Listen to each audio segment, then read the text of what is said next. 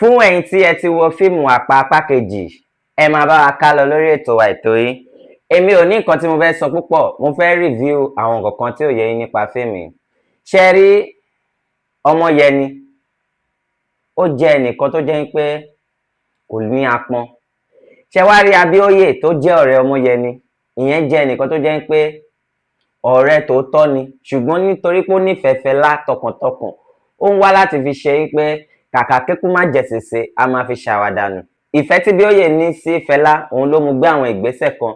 Àwọn ìgbésẹ̀ burúkú tó dẹ̀ gbé yìí ló ṣe àkóbá fún tó fi pàdé Débísí. Meanwhile, Bíóyè ò nífẹ̀ẹ́ Débísí láti bíbàì sí bíbàì, ṣùgbọ́n nítorí àwọn ìgbésẹ̀ tó gbé, kò ní nǹkan míì tó máa ṣe ju pé kó ṣe kíni, kó ṣe ti Débísí, àdúrà Débísí ló gbà. Nítorí pé kíni ẹni tó bá ń wá wàkúwà, ó máa rí ìrìkúrì. Àmọ́ nǹkan ẹyọ̀kan tó fẹ́ break heart mi jù nínú fíìmù yìí kò ju nígbà tí Fẹlá tó padà mú Ọmọ́yẹni lọ sí ìlú òyìnbó tí wọ́n lọ ṣe surgery. Ẹ mọ̀ pé mo ti sọ tẹ́lẹ̀, mo ní wọ́n máa ṣe surgery fún gbogbo àpá ojú ẹ̀ máa lọ.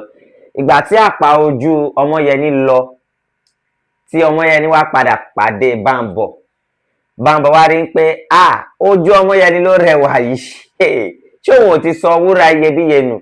Lòun náà bá ní àsọmọkùnrin ò jẹ́ kémi náà wá ọgbọ́n tí mo fi máa win ní àti Ọmọ́yẹni padà.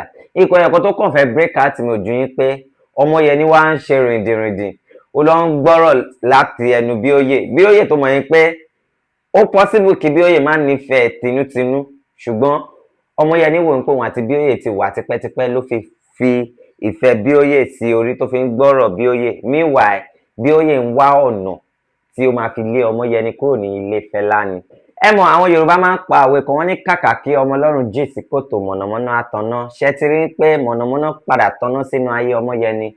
At last, pẹ̀lú gbogbo ìgbésẹ̀ tí Bíóyè ń gbé láti ba ayé Ọmọ́yẹni jẹ́ nílé Fẹlá, àṣé gbogbo ẹ̀ pàbó ló máa padà já sí. At last, Bíóyè padà ṣàgbákò lọ́wọ́ Débísí tóun náà jẹ́ Ọlọ́run nípè. Last, Ọmọ́yẹni gbàdúrà sọ́lúwa, Olúwa dáríjì. Bámbọ̀ padà lọ bá Fẹlá nílé, ó ṣàlàyé gbogbo nǹkan tó ṣẹlẹ̀ láàrin wọn.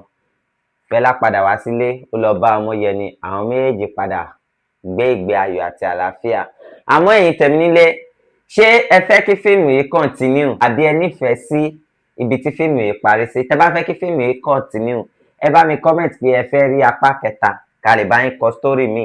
Wunmi Toriola, you are doing well. Please, if you want to watch part 2 of this Àpá, fún ẹ̀yin tí ẹ bá fẹ́ wo apá kejì Àpá, ẹ lọ sí YouTube Wunmi Toriola YouTube studio kẹ́ lọ wò níbẹ̀ fún ẹ̀yin tí ẹ ti wò. So fún ẹ̀yin tí ẹ ti rí review mi, ẹ jọ̀ọ́ bá mi like, ẹ subscribe sórí YouTube channel mi Rotibene Omokushofe TV. Á dáa fún yín. Please like and share. God bless you all.